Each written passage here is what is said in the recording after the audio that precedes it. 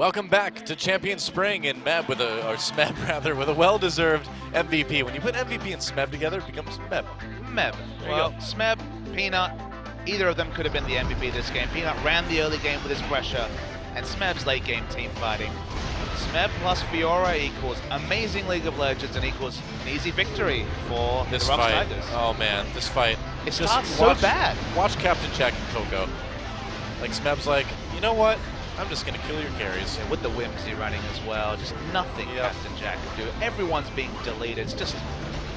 It's so exciting to watch this ROX Tigers team play. It's crazy that they go and change their team style 180 and are this good so quickly. Oh yeah. Casual sidestep. Yeah, just like really, really fast reflexes to dodge at. Pretty cool to see. And then Captain Jack is, he's boned. Guess what? Fiora's come from behind yet again. At this point, no way to kill him. Remember, Smeb's not even taking damage from the Chaos Storm. No, he's not. Yeah. Meanwhile, Crow actually did a pretty large amount of damage on that Lulu. Not too bad. Well, game 2, Doa. Not much more to say. Longzhu outmatched. Flame will be playing in game 2, so sticking with him. I don't think he was in any way their problem. He farmed fine in the top lane, got dived, and from then on, he was a non-factor. The game was over. I wish we could see Flame on a carry top laner again. You know, I wish we could see him just go toe-to-toe with Smeb, but right now I'm not so sure Flame wants to do that. I just want to see the cannon. That's all I want to see. He has played the cannon Fiora matchup in solo queue and done well on it. Obviously a bit different stepping into competitive play. We have to reset our expectations for Longzhu. This is a team still rebuilding, still going to be a contender by the end of the season just because of the pure strength of the cattle they have, but not the finished article yet. Indeed. Well, picks and bans for game number 2 between ROX Tigers and Longzhu Gaming. And we'll see what Longzhu has in store for us because what they tried last game did not work. Tigers had that Tom Kench handled easily. There should be no draft where a team gets Fiora and Lulu. It's just a thing that shouldn't happen. Those teams have so much synergy together. Fiora gives you a win condition in her ability to split push almost anyone. And wow, respect ban to Peanut. How about that? This is the world you live in where you can't ignore the enemy jungler anymore. Now Peanut also is a big carry threat for the ROX Tigers. Really interesting ban with the Alistar. So we know that Longzhu probably wants to take Pure off of that Bard. ROX Tigers know that. They're like, no, we're going to ban the Alistar. We want you to stay on the Bard because we know how to handle it. Absolutely, and this is, you know what this is, Doa? This is the ROX Tigers not wanting to first pick Alistar, and as you mentioned, not wanting to give it away. Gorilla is a majestic Alistar player. There's no denying it there. This is purely, as you mentioned, mind games against Pure. Do you take Fiora here? I don't think you take it at first pick, but what else is available? Maybe a high-pressure jungler. Elise is available.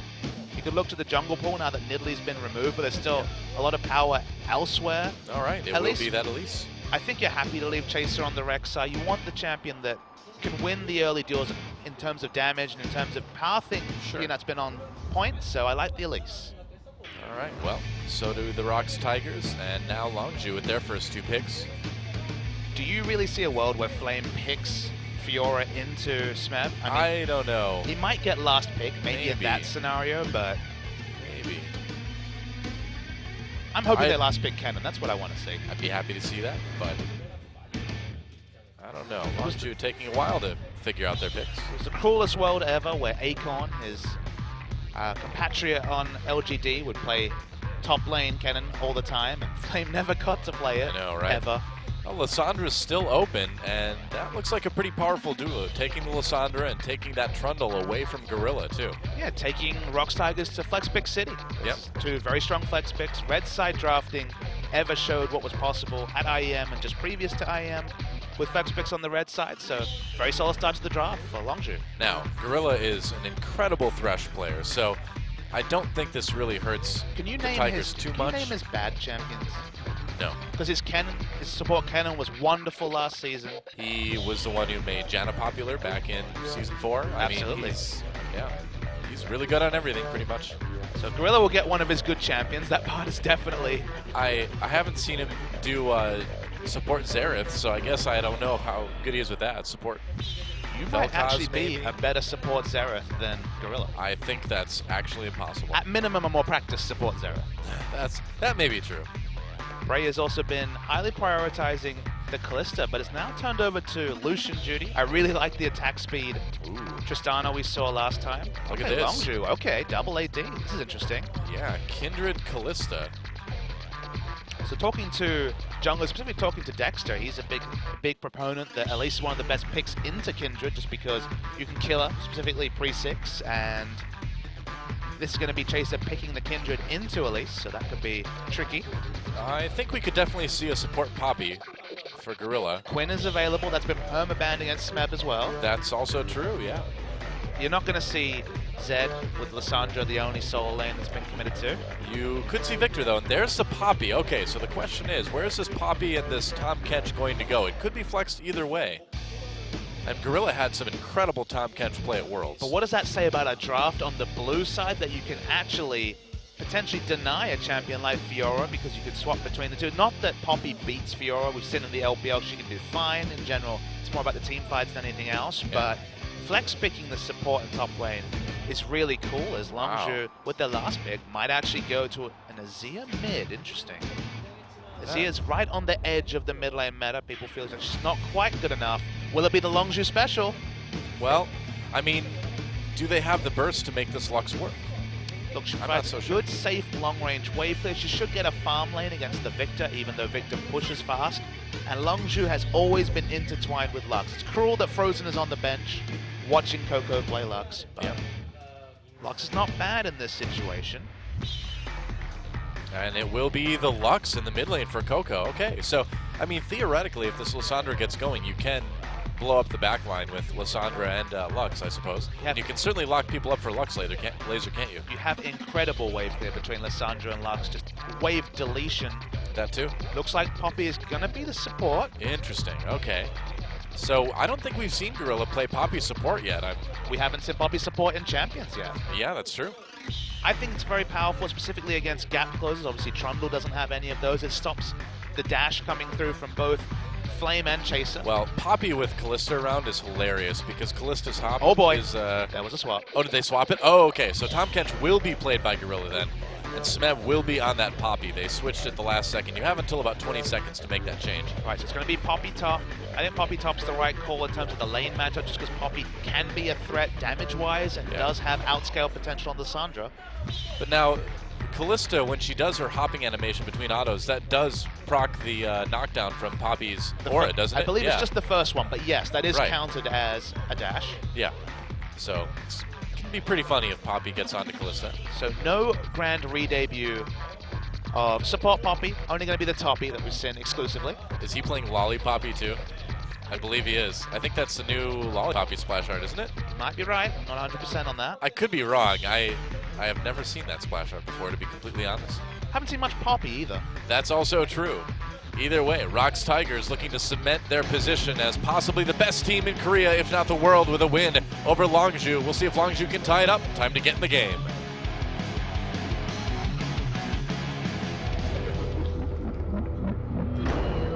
Find you acting on your best behavior. Turn your back on Mother. All right, turn my back on Mother Nature. Global warming fighting, I guess. All right, my song said so.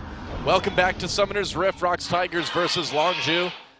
The fans cheering loudly for Longzhu, but they have got quite the mountain to climb if they're going to take down the ROX Tigers after the way Game 1 went.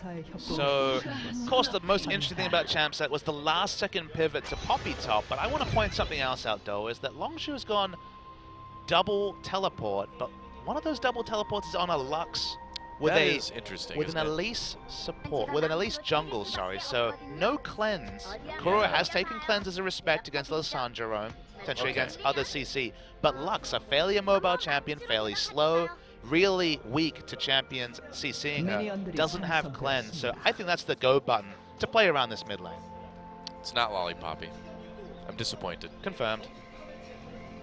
Oh well. You know when Riot was giving people a bunch of free skins for like good behavior and stuff like that? I got Lollipoppy. That was my gift. Thanks, Riot. How do you really intuit what that means? I've still never played a game on Poppy. One of the few champs I haven't actually played.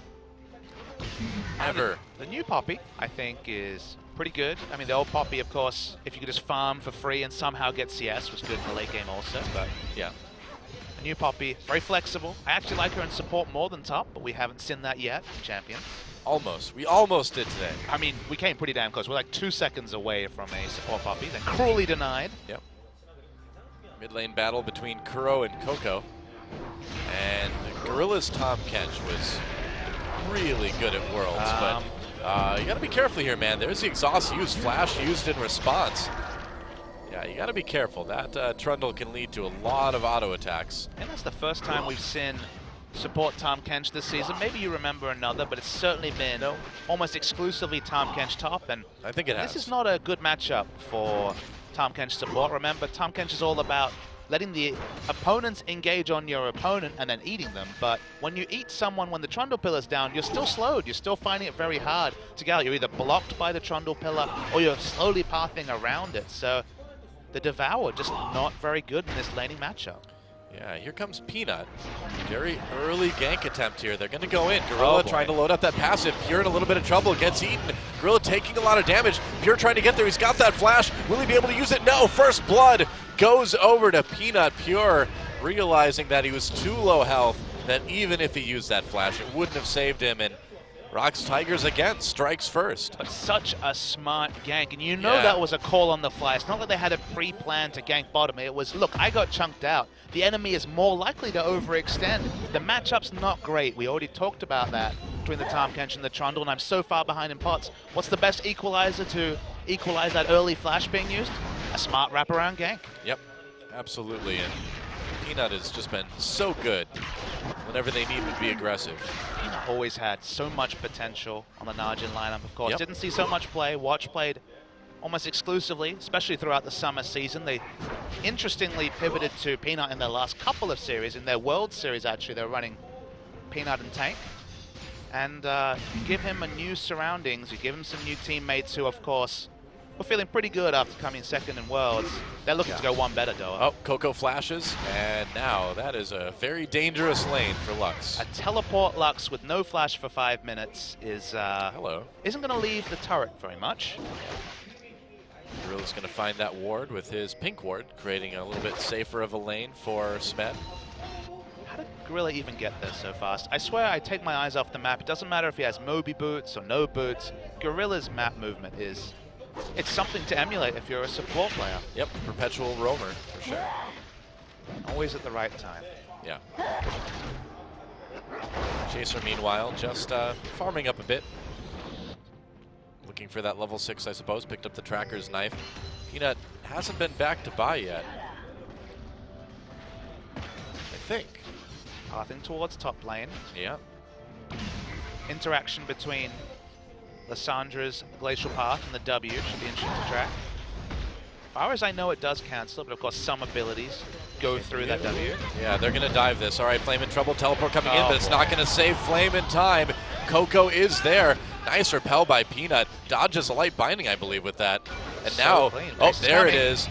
Peanut taking some damage. Chaser trying to get the kill. There's the flash. Smeb caught up just a little bit, and he's going to go back around. Chaser slammed against the wall. What a brave play by Smeb, but it's going to cost him. Coco gets a kill. Here comes Kuro. Can they get more TP coming in again as Kuro picks up a kill onto Chaser, and now Flame going to be able to claim the kill onto Peanut, fighting in the end, but that was a very weird fight, going a little bit better for Longzhu. Yeah, Longzhu were smart to react. They reacted much faster. Kuro with this, Victor doesn't have the Q augments, of course, couldn't respond super quickly. It was 2 for 2 in terms of kills. They got both teleports out. I wonder if ROX Tigers can maybe turn this into a dragon, possibly. Really have lane control in bottom just yet. They picked up that kill, but it's still pretty even. Yeah. It's definitely not a dominant laning matchup for the ROX Tigers, so we'll have to watch that space. That was just a, man, I mean, we talked about it, but that was so aggressive. If you watch the ROX Tigers last year, for most of 2015, you would have never seen a play like that. It's so clean, though, and the mechanics from Peanut on space. Peanut again. Caught by the light binding. Girl's gonna flash ahead. That's a lot of damage onto Coco. Responds with the laser, but he dies. Gets taken down, and now Chaser being chased. Can he escape? He doesn't have flash. Gorilla's there he can too. hop over the wall, but yeah, Gorilla there with the Q slows him down. Chaser getting taken out. They hand that kill over to Prey. Gorilla is always there. Every time he is in the right spot. Peanut's having a great time with this too. I can't blame him. He's 3-1-2 on this Elise. Justifying the first round pick and just coming back to the Elise and coming back to what Peanut brings. The mechanics are what's different, though. Hojin ganking that lane. The fact that they were able to first have the Poppy stun, then wait out the CC duration, get the maximum stun from the Cocoon as well. No layering, no mislayering of CC. The mechanics are what changes the team, and of course the aggressive mindset. Between those two things, Peanut looks like a world-class jungler on the lineup of the ROX Tigers. Yep. One of the things I love the most about the ROX Tigers is that you're never going to have one of those boring, passive early games with these guys. They are always going to try to make plays, and they're good at it. I mean, even in a game where maybe they should be passive in the early game, they have Peanut. He doesn't have passive as one of his gears. He's all in. He's basically that poker player that's all in or fold every hand. You know they don't, you say like people don't have a single like bone in their body with a certain quality. I think Peanut doesn't have a certain segment, or it doesn't have any segments of DNA in his body that say passive. He's bloodthirsty to the core. It's probably officially true and also effectively true. It's great. Chase is back up top. Chase has been boxing with shadows this series. Peanut has run the series throughout. Yeah. Now Flame could be in trouble again. He's got flash, but you know he may be coming. He's waiting for Elise to get close to top. Yeah. Well, it's 2v2 time. I guess so. Well, Chaser's probably going to give up. Yeah, he's walking away, but the timing is awkward. As Peanut coming in now, Smeb gets locked up with that W. Oh, Peanut's just going to walk up. I don't think they saw him. Doesn't have flash to heroic charge him back into Peanut. Here comes Pure, making his way towards that top lane. Oh, scumbag minion. Lost fire on that one. Yep. Well, Chaser's right there. They spot him with a ward. Peanut in a little bit of trouble, though. Chaser doing some damage, but Gorilla, again, he's always there. Pure is there, too, though. Peanut low. They can't quite fight this. They're going to have to disengage. It's not just that he's there, it's that he's always there first. He's always there in the right place at the right time, too. Well, we'll stop this Gorilla loving for just a second to note the blue buff I will being never passed stop loving Gorilla. He gives you good reason. He brings you back, doesn't he? He just makes me happy. He's a true representation of bloodthirsty support.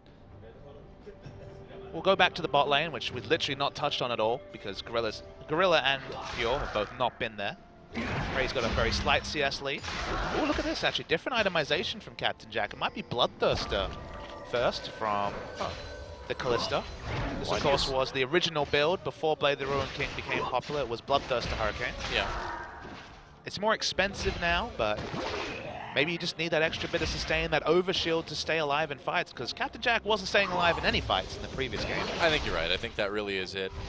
He's just feeling the pressure from what happened last game.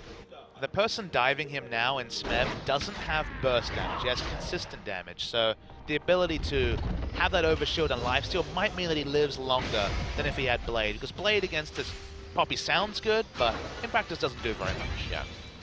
You know what's interesting about Flame playing this Lissandra too is that he's really getting to be kind of the Flame of old in that he's sitting back just CSing. He's got about a 20 CS lead already. And we know that Flame likes to just sit back and farm. He's got the lane dominant champion, and it's not necessarily farm, but the Frost Queen's claim means that he's, winning out every trade in terms of just effective gold. He'll very soon have the Frost Queen's claim completed and pile on the gold. So maybe not Flame Horizon in terms of CS, but he should have a healthy gold lead in top. Yeah, probably. Peanut, Cinderhulk Elise, that's what we were expecting. That's why it was so surprising to see Flawless staunchly with the Runic Echo Elise in the previous series. Well, that's what we call a bad idea. Yep. And he suffered for it. Runeglaive made a certain amount of sense with the burst as boy. Teleport coming in. Flame wants to make a play on a Smeb. Smeb throwing against the wall. Another TP comes. Coco tries to get to the mid lane. Gets locked up. Kuro and Peanut right there. Chaser going after Peanut. Flame trying to chase it. Flashes. Doesn't land the ultimate. Now he uses on Kuro. Smeb comes back in. A lot of damage onto Flame. Flame in trouble. Kept alive by that Lambda Spite. Not anymore. Peanut with the execute. Turning now onto Chaser, who flashes away, but he's going to get caught by the Cocoon. And that's a kill for Kuro. Coco Ooh, gotta be careful there, man. Peanut is so good. He repelled the animation of the Lissandra ultimate. I have never seen that done ever before. I'm not willing to say it was luck. That was just an amazing reaction. Oh boy. Yeah. You're gonna get the Rift Scuttler after this. Meanwhile, Gorilla and Prey pushing up that bottom lane. No dragons yet this game, by the way. Rift Scuttler given over to maybe Curl. We don't know yet. Ah, yes, the Rift Scuttler with Victor. That is some wave play. Yes, it is. Wow. I really want to see a replay of that play because it was a flash ult. So honestly, I think it was an intentional dodge. Now, of course, the timing window is like 0.05 seconds. It reminds me of other interactions. So this was Coco teleporting onto a ward against Victor. So see how fast Peanut really is. I mean, he just repelled Lissandra ult, which just forced the ult onto Kuro. Nice re-engage from Smeb. Peanut is something else mechanically. Very young player. Obviously, spent a lot of his time playing this League of Legends game. That was... Look at this. They really want to give Kuro the killer. Like, all right, go ahead, take it. All right. Coco's on the reactive champion and hasn't really found much this game. That's for sure. Yep. This TP Lux not working out. Oh, Peanut. Oh boy. Uh-oh. You've gone a little bit too deep, buddy. Here comes Smeb and Kuro, though, to help out. It's a 3v2. Well, Flame's over the top. He can come if he wants to. Not going to, though. But this is the difference, right? Is that's what Peanut does. He solo invades. He's a very, very aggressive player. Yep. It just with Najin, the laners didn't react to him, and with the ROX Tigers, you cannot take for granted that this team that never had to do that ever suddenly is always in the back pocket of their aggressive jungle. Yeah. Well. Oh, Flame trying to get away, makes it on the E, but that's a lot of damage. Destroyed by Smeb. It was actually correct to use the offensive ultimate there because if he self-ulted, he would have died 100%. He hoped to get a trade kill, but couldn't pull one off, and facial expressions tell you a lot about how this game's going. Yeah. And this game, not maybe quite as one-sided as game one, but it's not too far off. Well, because no structures are down. The kill score much more one-sided, but it hasn't been the turret destruction because, again, it's not attack speed coming through from Prey. It's just the Essence Reaver. It's a laning item. It's a building block item for when you finish your attack speed item. But the ROX Tigers don't just play one speed. They play smartly. They play around their win conditions. The only man on that team that has one speed is Peanut. Everyone else, they've got some gears to do. Yeah. Peanut's been so good this game. 4-1-4 on that Elise. Culling used to push Captain Jack and Pure away. Gorilla just non-stop trading. And invading again. Gets spotted, though, by the Frost Queen's claim from Coco. Smeb looking around mid. Uh-oh. Lux still doesn't have a flash. Oh, boy. They want to collapse on this mid lane. See if they can. Looks like Smeb's giving up with it. He found a ward. Well, so. look where Lux plays when she doesn't have flash. She plays at her inner turret when there's still 30% health left on her outer turret. Well, you have to. I mean, when you have Poppy coming in, a little bit too dangerous. Well, you don't have to, though. You don't have to lock in the Lux to begin with. That's the first thing that you don't have to do. But if you do lock in the Lux, you might find yourself in this spot. I feel like when Peanut sees an enemy lock in Lux, he's like, all right, then, you're disrespecting me. Time to get all over your enemy jungler. Guess so, yeah. Because the jungler makes so much of an impact on Lux's lane. If you're ganking for the Lux, she has great CC. You can follow up the burst damage with kills, great. But when you're only a one-track-minded jungler with aggression, locking in the Lux is almost a dare to Peanut. Yeah, Girl's got that nice CS lead now, and Smeb is caught up completely in CS, but after Flame died 3 times, it's easy to see why.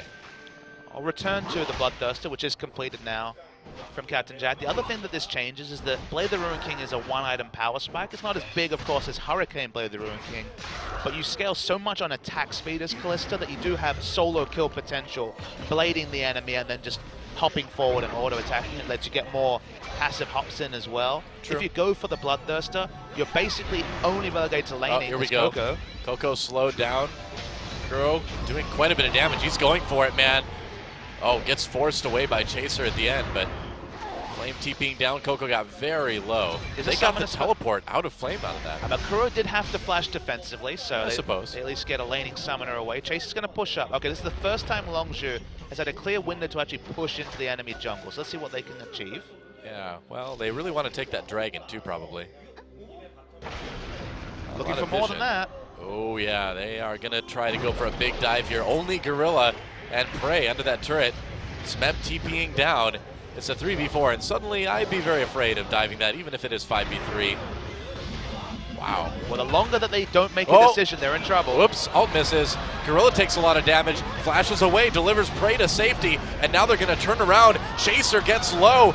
Is he gonna get a chance to pop the ult? He does. Smeb alive though too. This could be close. Chaser, Kuro picks up that kill, and here comes Peanut. A great cocoon onto Captain Jack. They get that flash. Fate's call pulls out Pure. Another kill comes in. This one going in favor of Longzhu, but that doesn't stop Kuro from getting that double. You could see the rookie tendencies of Longzhu. They took so long to decide whether to go in. They're already behind. It could be worse. Yep. Well, I think they'll settle for a Tier 1 turret. It was a really nice movement from Longzhu. They had 5 members against 3, but there was a split call. The first thought was the binding hit go in. They didn't all commit to going in. The communication wasn't clear, and the ROX Tigers communication, as always, was on point. Yeah, Bro kind of laughing to himself there. And this is what we've talked about with IM. Coordination is the key. Let's watch that again. It's 5v3. There's no way for Victor to get there directly. Elise is screens away. You go in right now or you're not in this position, but they are so slow to actually engage. By the time they do, they're under turret. They just walk into the stun against the wall from Smeb.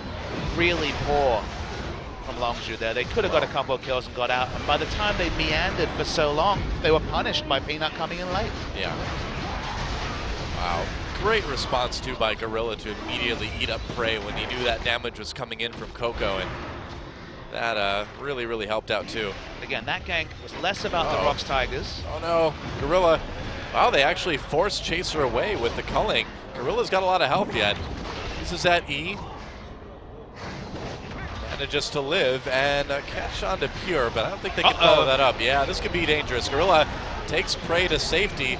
Well, whoa! Prey somehow lives with 9 health. Poppy in the backline, assassinated Lissandro. Yeah, LZIM manages to get 2 kills out of it, and Kuro and Smeb behind enemy lines. Low health members of Longzhu. Oh, Smeb going in, going after Captain Jack. Oh boy! Huge knockup with that verdict. Could be bad. He gets 2. Actually, they get 2 between Kuro and him. Chaser, meanwhile, finishes off Prey. I don't know why Prey just didn't immediately go back. He had 9 health. So the ROX Tigers just reinitiated 2v4. It ended up being 2v5. It ended up being 2v3, but oh boy, this Poppy's already unkillable. Kuro is on his tried and trusted Victor. He's always been wonderful at this champion. Single-handedly brought it into the meta about a year ago. Yeah. Man. I really want to see how Prey died there, because he escaped with 9 health out of that Lux ultimate, and then he came back in and died. Never leave a man behind. I want to see why. There's got to be a reason. All right. Well, and the Rift Herald's had enough. He's just off himself. He's like, I'm done with this. I just love it when that's a transitional point as a big fight just unveils. Like, oh, and also the Rift Herald's like, had I can't take this anymore. I'm leaving. Yeah. We're looking at the vision for both teams right now. It's pretty even, maybe a little bit better, though, for the ROX Tigers with those pink wards in the river. I love that Kuro's against double AP and casually buys a Lichbane second. Doesn't need any of those Abyssal Scepters or anything. Nah, not necessary. Just relying on Gorilla to devour him at the right moment, and well, it works well so far. Every time Coco gets slowed or spotted out, this is the reality of Lux. It's why you don't see it in the meta. It's why you have to be so practiced with this pick, is that the downside of Lux is so immense. This is such a completely different game of League of Legends than we've seen lately. Still no dragons. And as soon as I say it, of course, ROX Tigers takes the first dragon. That's a nice little power boost, isn't it? I mean, 20 minutes is at minimum 8 minutes above the average timer we've seen even this week. And obviously there's been much, much earlier second dragons than 21 minutes. Yeah, grab the blue buff there. Might have been a different game. The map pressure has still been pretty squarely on the side of the ROX Tigers. Oh boy, is it time for shenanigans? There's a ward there. So no. Yeah. Can't make a tricky Baron happen, it looks like. So hard to pull off those vision picks as Lux in a world where if you don't have visions, pop the Spooky Ghost or just don't go there. Yep. One of the two. You have 2 options rather than just the don't go there. That sometimes is too much of a bait for some people. Yeah. Longzhu doing the right thing in clearing out some of these wards that was actually pretty close. ROX Tigers have put down. Huh. Gorilla Takes a risk casually color. steals the Rift Scholar. Oh, meanwhile, Captain Jack gets caught with that cocoon.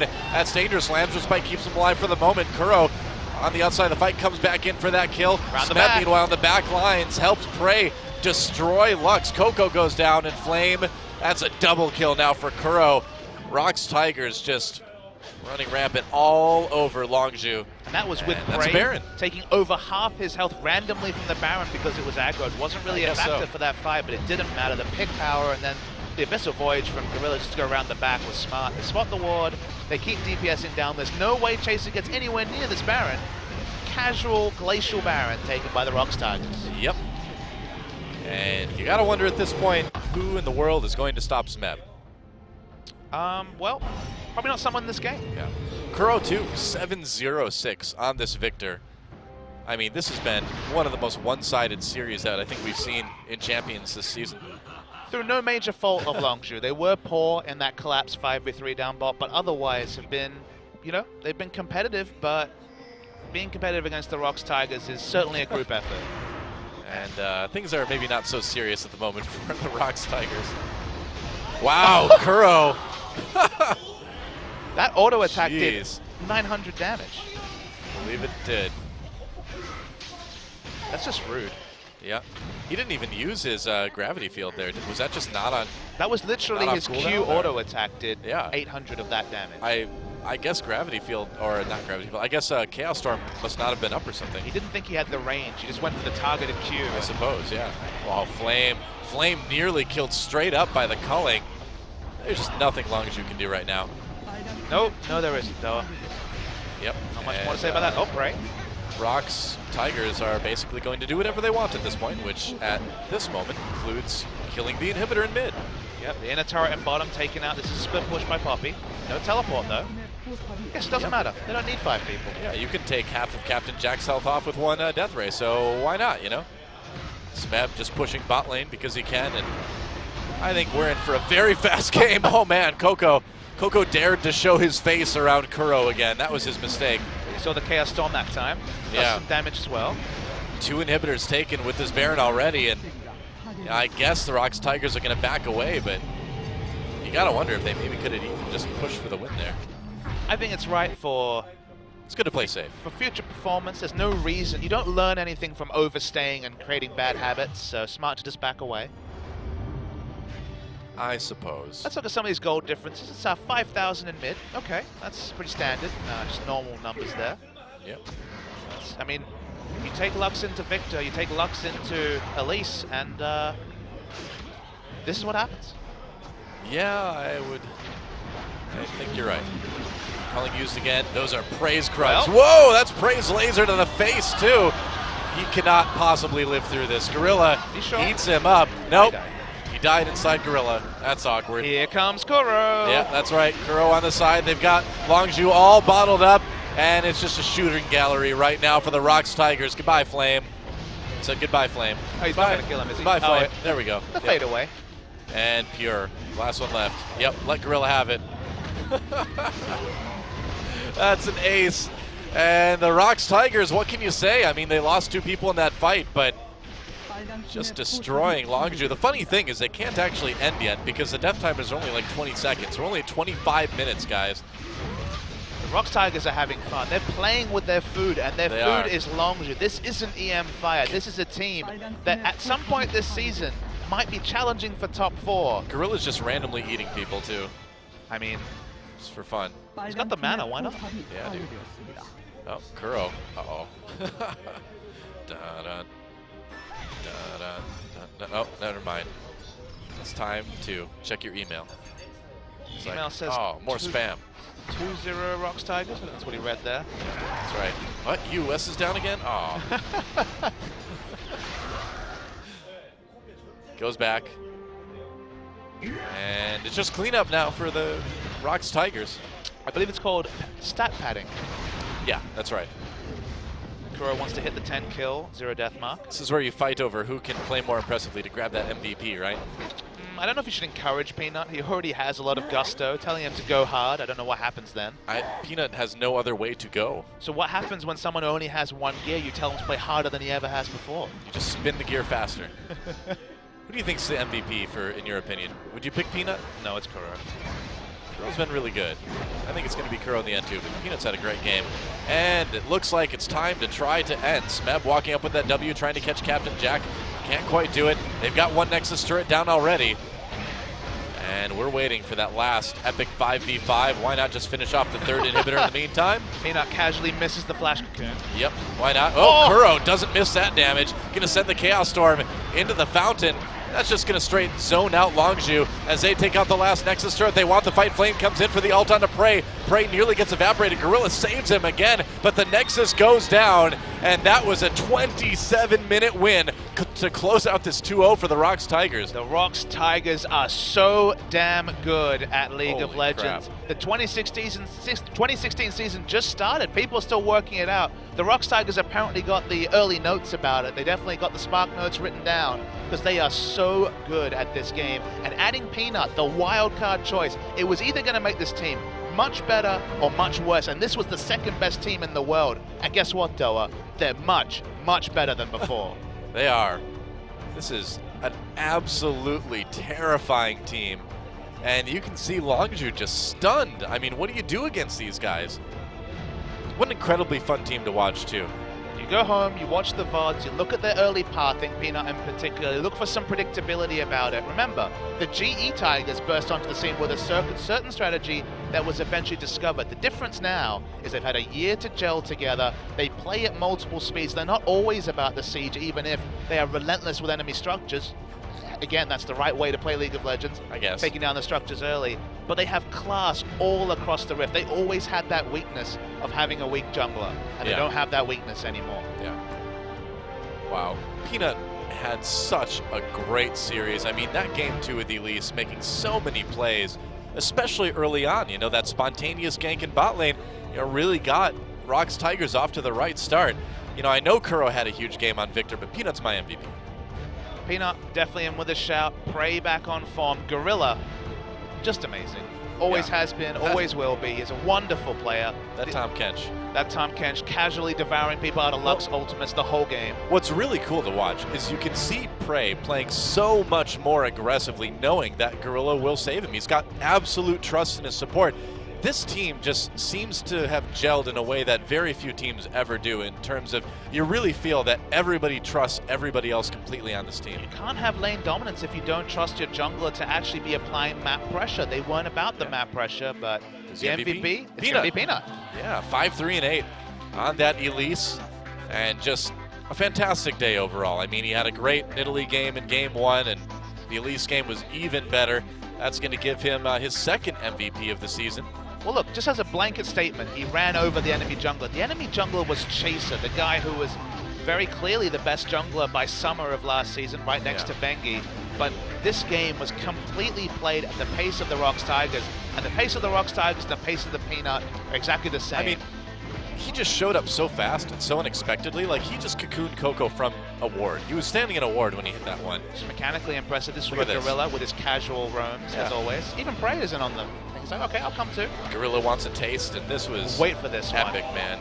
He repelled the Lissandra ultimate casually, even found something to jump to, which was the Scuttle Crab to open up. Just ended a Rage ult onto Poppy instead, and then Poppy did Poppy things, turned around and won the fight. Yep, that's right. And then catching Chaser again. Another cocoon, helping Kuro get yet another kill. Yeah. Whoever you're a fan of in League of Legends, SKT, Longzhu, whatever team in the world, you can't help but watch the ROX Tigers and smile and think about how much going they still have to do, because they're amazing now. They're young, they're hungry, they haven't won Worlds before, but maybe they'll win it this year. Between Worlds and now, I think the ROX Tigers could genuinely have been putting on some of my favorite performances